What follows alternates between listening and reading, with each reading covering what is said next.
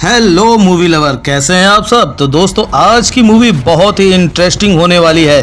Channel पर नए हैं तो सब्सक्राइब कर लीजिएगा ऐसी ही धमाकेदार मूवी देखने के लिए। तो कहानी की शुरुआत में मेघा को पुलिस ऑफिसर कॉल करके पूछती है कि आपने अपने फ्रेंड रमन से बात करी क्या। वो कहती है मैंने कॉल तो किया पर रिसीव नहीं कर पाया वो। तो ऑफिसर कहती है आप उसका नंबर मुझे सेंड कर दो। फिर हम रमन को देखते हैं जो कि विदेश में paranormal activity, EMF device, laser thermometer वगैरह के बारे में अपने स्टूडेंट्स को बता रहा होता है। क्लास के बाद रमन के असिस्टेंट और गर्लफ्रेंड अना बताती है कि मेघा नाम से कई बार फोन आया था आज। घर जाने के बाद रमन अपनी और मेघा की पुरानी फोटोज देखकर उसकी यादों में कहीं खो जाता है और हमें समझ आता है कि पास्ट में ये रिलेशनशिप में रह चुके हैं। फिर जब रमन अना के साथ कॉफी पीने जाते हैं ना तो उसे केरला पुलिस के ADGP जोसेफ कॉल करके बताते हैं कि आपने reality TV show murder case के बारे में तो सुना ही होगा। रमन कहता है कि सॉरी मैं आजकल लोकल न्यूज फॉलो नहीं कर पा रहा हूँ। तो ऑफिसर जोसेफ कहते हैं कि ये काफी ट्रिकी केस है। 6 रहस्यमयी मौतें हुई हैं जिनमें से एक आपके फ्रेंड मेघा के हस्बैंड मिस्टर रवि भी थे जो कि उस शो के डायरेक्टर थे। अब कॉल कट होने के बाद रमन यूट्यूब पे उस न्यूज के बारे में देखता है जिससे उसे पता चलता है कि पुलिस को बेजवाई नाम के आदमी पे शक है जो कि अभी कोमा में है और उसकी बॉडी में कार्बन मोनोऑक्साइड गैस भी मिली है। जब तक वो होश में नहीं आ जाता तब तक पूरी सच्चाई पता नहीं चलने वाली। फिर दोस्तों कुछ लोग इस घटना को सुपरनैचुरल भी बता रहे होते हैं, इसलिए 1-2 दिन में रमन अपनी गर्लफ्रेंड अना के साथ जाता है मेघा के घर।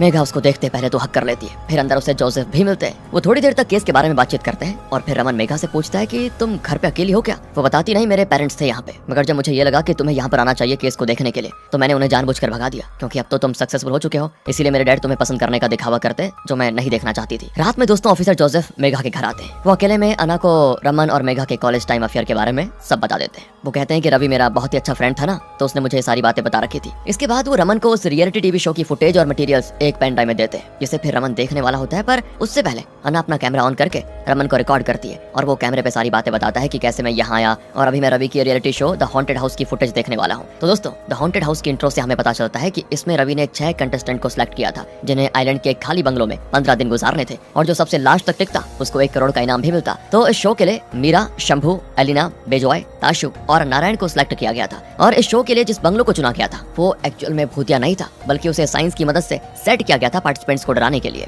एक प्रॉपर कंट्रोल टीम रखी गई थी जो कि कंप्यूटर से स्पेशल इफेक्ट्स को कंट्रोल करने वाले थे और इन्हें हेड करने वाला था रवि। उन्होंने छत पे हाइड्रोलिक मशीन छिपाई हुई थी। यहाँ बटन प्रेस हुआ नहीं कि अंदर एक क्रीपी हेयर वाला घोस्ट सामने आ जाएगा। इसके बाद दोस्तों हम देखते हैं कि शाम में एक बस से सारे कंटेस्टेंट को ब्रह्मागिरी आइलैंड के नजदीक ले जाया जाता है और यहीं पे सबसे पहले उनके मोबाइल फोन जमा कर लिए जाते हैं। इसके बाद इनको एक बोट में बिठाकर ब्रह्मागिरी आइलैंड तक लेकर जाया जाता है जहाँ से फिर इन्हें ट्रैकिंग करके आगे जाना पड़ता है। अब शूटिंग एरिया तक जाते जाते रात हो जाती है। यहाँ पर इनका इंतजार आर के नाम का सेलिब्रिटी होस्ट कर रहा होता है जिसपे ताशु को क्रश भी था। वो बता भी देती है आरके को तो आरके शर्मा कर कहता है कि अरे ये कैसी बातें कर रही हो, मैं तो शादीशुदा होने के साथ एक बच्चे का बाप भी हूँ। इसके बाद आरके बाकी के कंटेस्टेंट से भी थोड़ी हंसी मजाक करता है और फिर इन्हें हॉन्टेड हाउस की चाबी पकड़ा कर कहता है अब मेरी मुलाकात होगी 10 दिन के बाद विनर से जिसे मैं अपने हाथों से 1 करोड़ का चेक दूंगा। फिर होस्ट तो वहाँ से चला जाता है और सारे कंटेस्टेंट्स हॉन्टेड हाउस में करते हैं एंटर। हर जगह यहाँ पे कैमरा लगा हुआ था इसलिए कंट्रोल टीम घर का एसी अचानक से बढ़ा देती है जिससे कंटेस्टेंट्स कहते हैं कि बाहर तो बिल्कुल नॉर्मल मौसम था पर घर के अंदर इतनी ज्यादा ठंड क्यों है। अब आगे डिनर टेबल पर इनको 6 बॉक्स मिलते हैं और हर बॉक्स पे एक कंटेस्टेंट का नाम लिखा होता है इसलिए सभी अपने अपने नाम वाले बॉक्स को ओपन करते हैं। उनमें से इनको एक चाबी भी मिलती है जिससे ये अपना अपना रूम खोल लेते हैं। अब थोड़ा फ्रेश वगैरह होते हैं और सो जाते हैं। इसके बाद दोस्तों कंट्रोल टीम ना अपना काम शुरू करती है और मीरा को पहले डराती है। पहले तो वो थोड़ी खटपट की आवाज निकालकर मीरा को जगाते हैं और फिर उसके विंडो पे एक भूतिया डॉल लटका देते हैं जिसे अचानक देखकर मीरा बहुत ज्यादा डर जाती है और चिल्लाने भी लगती है। आवाज को सुनकर बाकी के कंटेस्टेंट्स भी वहाँ पहुँच जाते हैं पर उनके आने से पहले कंट्रोल टीम भूतिया डॉल को छिपा देते हैं जिससे इनकी पूरी रात डर के साए में गुजरती है। अब अगली सुबह ये लोग फ्रेश वगैरह होकर ब्रेकफास्ट बनाते हैं खुद से ही और खाते भी है। इसके बाद ये मीरा को बेटर फील करवाने के लिए हॉन्टेड हाउस से बाहर आइलैंड में घुमाते हैं। अब पास ही में इनको ट्री हाउस मिलता है जिसपे चढ़कर ये ब्यूटीफुल व्यू एंजॉय करते हैं। फिर ये जंगल की ओर बढ़ते हैं तो इन्हें पास ही में एक अजीब सा मोटा पेड़ दिखाई देता है जिसमें बहुत सारी जड़ें निकली होती है। इसके बाद जंगल में इनको एक पुराना बॉयलर रूम भी मिलता है जिसपे बहुत सारी धूल मिट्टी जमी होती है। अब ये अंदाजा लगाते हैं कि शायद बहुत पहले इसी बॉयलर हाउस में बंगलों के लिए पानी बॉयल किया जाता होगा। फिर दोस्तों शाम में ये लोग हॉन्टेड हाउस के नजदीक ही कैंप फायर का इंतजाम करते हैं लेकिन तभी इन्हें कंट्रोल टीम की अनाउंसमेंट सुनाई देती है जो बताते हैं कि आपका फर्स्ट टास्क अब शुरू होने वाला है। दरअसल दोस्तों हर रात इन्हें एक टास्क मिलने वाला है। तो आज का टास्क ये है कि पहले तो इन्हें 2 टीम में बंट जाना है और फिर बंगलों के साउदर्न पार्ट में जाने को कहा जाता है सारे गैजेट्स के साथ। ऐसा कहा जाता है कि ब्रिटिश ईस्ट इंडिया कंपनी के दौरान इस बंगलों में विलियम नाम का अंग्रेज रहा करता था अपनी फैमिली के साथ और उसने यहीं पे अपने 2 बच्चों के साथ साथ अपनी बीवी को भी गोली मारी थी और फिर खुद की भी जान दे दी थी। ऐसा कहा जाता है कि आज भी उस पार्ट में उनके बच्चों की रोने की आवाज आती रहती है। अब इन्हें एक एक करके उस पार्ट में जाना होगा और EVP meter, night vision camera और बाकी के गैजेट्स की हेल्प से इन्वेस्टिगेट करना होगा कि क्या वहाँ सच में विलियम की फैमिली की आत्मा रहती भी है या नहीं। पर जब ये लोग वहाँ जाते हैं ना तो कंट्रोल टीम इनको और डरा देती है। फिर दूसरी दूसरी रात इनको ट्रेजर हंट वाला टास्क दिया जाता है। इसमें भी कंट्रोल टीम इनको डराकर बुरा हाल कर देती है, पर इन्हें खजाना भी खोजना था। इसी तलाश में ये लोग उस मोटे पेड़ के पास चले जाते हैं जो थोड़ा खोखला होता है और उसमें एक लकड़ी का गेट जैसा लगा होता है। अब शंभू को लगता है कि पक्का इसके पीछे खजाना होगा, इसीलिए शंभू वो गेट तोड़ देता है और अंदर से अचानक बहुत सारे इंसेक्ट्स निकल कर बाहर आ जाते हैं। उसी वक्त उन इंसेक्ट्स की वजह से शंभू के गर्दन पर कट भी आ जाता है और उसका गर्दन काफी लहराने लगता है। तो सभी वापस बंगलों में आ जाते हैं। इसके बाद इधर दोस्तों रवि सभी से कहता है कि कल तो ब्रेक डे है, इसलिए तुम सब बेस कैंप पे चले जाओ और आराम से मौज मस्ती करो, मैं यहीं रुकूंगा। अब अगली रात की बात है, सारे कंटेस्टेंट्स ऐसे ही चिल कर रहे होते हैं, पर नारायण ने काफी शराब पी ली थी। उसे जंगल से ढोल नगाड़ी की आवाज सुनाई देती है, तो वो उस ओर जाता है। वहाँ उसे उसी मोटे से पेड़ के खोल में आग लगी हुई दिखाई देती है, तो वह आग को अपनी सुसु से बुझा देता है। हालांकि शंभू उसको मना भी करता है कि मत कर भाई ये हरकतें, पर वो ध्यान नहीं देता और तब वो अपने दोस्तों का आवाज लगाकर बुलाता है। अब दोस्तों प्रेजेंट में इतना सब कुछ देखने के बाद रमन यहीं पे वीडियो पॉज करता है और अपनी आयशा मैम को फोन लगाकर ब्रह्मगिरी आइलैंड के बारे में पूछता है। दरअसल दोस्तों आयशा मैम फोकलोर और एंथ्रोपोलॉजी एक्सपर्ट है। वो बताती है कि वहाँ पे बहुत सारे ट्राइबल योद्धाओं की कब्र है। वैसे मैं और जानकारी जुटाकर फिर कॉल करती हूँ। इसके बाद रमन वीडियो को फिर से प्ले करता है और देखता है कि नारायण के दोस्त उसे वापस बंगलो में ले आते हैं, जहाँ वो तो शराब के नशे में आराम से सो जाता है। वहीं बाकी के लोग फिर से अपना मस्त घूमने फिरने लगते हैं, पर ताशु नारायण के पास ही होती है। कुछ देर के बाद उसे शंभू कुएं की तरफ जाते हुए दिखता है, तो वो उसके पीछे जाती है और वहाँ शंभू अचानक गायब हो जाता है। और जब ताशु ऐसे कुएं के अंदर झांकती है तो वहाँ शंभू की लाश होती है। ये देखकर ताशु जोर से चिल्लाकर रोने लग जाती है कि अब क्या होगा। आवाज को सुनकर बेजॉय, अलीना और मीरा आ जाती है। वो पूछती है कि क्या हो गया, क्या हुआ, पर ताशु सिर्फ कुएं की ओर इशारा किए जाती है। तब बेजॉय कुएं की रस्सी खींचता है और अंदर से शंभू की लाश निकलती है। ये देखकर वो डर के मारे रस्सी वहीं छोड़ देता है और उसकी लाश वापस से कुएं में गिर जाती है। इसके बाद तो सभी वहाँ से तुरंत फास्ट भागना शुरू करते हैं और अचानक यहाँ की लाइट्स भी हो जाती हैं कट आउट। वहीं रवि को इन सब चीजों के बारे में पता ही नहीं होता, क्योंकि वो तो स्मोकिंग करने के लिए कंट्रोल रूम से बाहर आ गया था। इधर डर के मारे जब बाकी के कंटेस्टेंट्स घर पर आते हैं तो इन्हें कदमों के निशान दिखते हैं जो कि आगे बढ़ रहे होते हैं, पर ये नॉर्मल कदमों के निशान नहीं होते बल्कि आग वाले पैरों के निशान होते हैं। देखकर सभी की तो हवा टाइट हो जाती है और ये वॉकी टॉकी की मदद से शो वालों को कांटेक्ट भी करते हैं, पर कंट्रोल रूम में कोई होता ही नहीं, उनकी आवाज को सुनेगा कौन।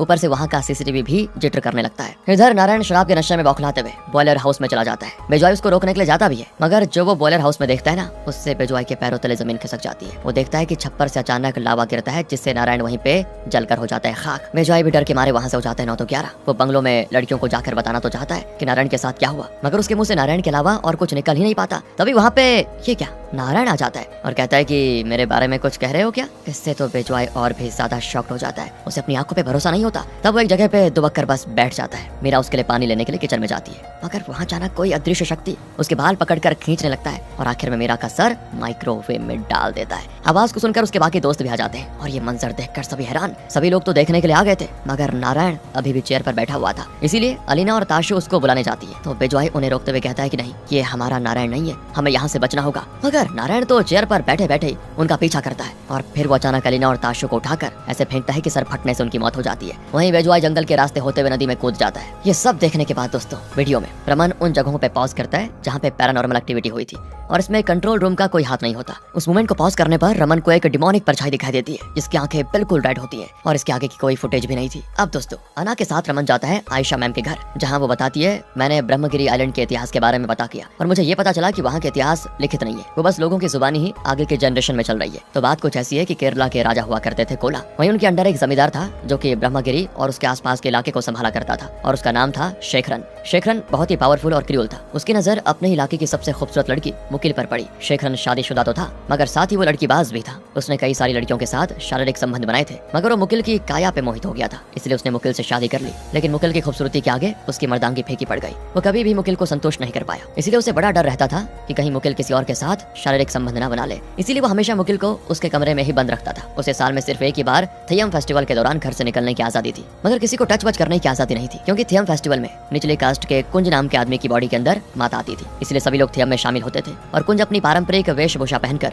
बड़े पेड़ के पास नाचता था और उसमें फिर माता आ जाती थी। और उसी पे माता आने का एक और विशेष कारण भी था, क्योंकि कुंज माता का बहुत बड़ा भक्त भी था और साथ ही उसने आज तक किसी से शारीरिक संबंध नहीं बनाए थे। लेकिन एक बार थियम फेस्टिवल के दौरान मुकिल कुंज से अट्रैक्ट हो जाती है। उसे पता था कि मेरे ही तरह कुंज भी बिल्कुल कुमारा है, तो वो अपनी तरफ से कुंज को आमंत्रित करती है। वो आंखों ही आंखों में कुंज को ऐसे मोह लेती है कि कुंज खुद पे कंट्रोल नहीं कर पाता और उसके साथ संभोग कर लेता है, जिससे कुंज और मुकिल दोनों ही संतुष्ट हो जाते हैं। पर इनका ये कार्यक्रम छुपकर एक आदमी देख लेता है और फिर जब माता के आने की बारी होती है तो कुंज हमेशा की तरह डांस करके माता को आमंत्रित करता है। लेकिन अब वो पहले की तरह शुद्ध नहीं था, इसीलिए माता उसके अंदर नहीं आती, मतलब पूरी तरह से नहीं आ पाती, जिससे सभी को बड़ी हैरानी होती है कि आखिर ऐसी क्या बात हो गई कि कुंज पे माता नहीं आ रही है। तब जिस आदमी ने कुंज को मुकिल के साथ वो सब करते हुए देखा था, वो सारी बातें जमींदार शेखरन को बता देता है, जिससे शेखरन को आता है बड़ा गुस्सा गुस्सा और वो अपने आदमी से कुंज को मारने को कह देता है, जिसके बाद एक आदमी एक नुकीली रॉड को कुंज के पीछे से वार करके उसे वहीं पे मार देता है। इस वक्त कुंज ना तो पूरी तरह से इंसान था और ना ही उस पे पूरी तरह से मात आई थी, इसीलिए वो आफ्टर लाइफ में नहीं जा पाता। और इसके बाद से तो ब्रह्मगिरी में आए दिन एक से बढ़कर एक बुरी खबर सुनने को मिलती है। कभी कोई मारा जाता है, कभी फसल खराब हो जाती है, कभी कोई ग्रुप में खुद की जान ले लेता है। और जब इन सब के बारे में राजा कोला को पता चलता है तो वो कई सारे पंडित वगैरह को वहाँ भेजते हैं, जो कि सारी बात पता करने के बाद कुंज की आत्मा को उसी पेड़ में कैद कर देते हैं जहाँ वो माता की पूजा किया करता था। फिर वो उस पेड़ वाले एरिया के आसपास नदी का मुंह मुड़वा देते हैं ताकि वो जगह बिल्कुल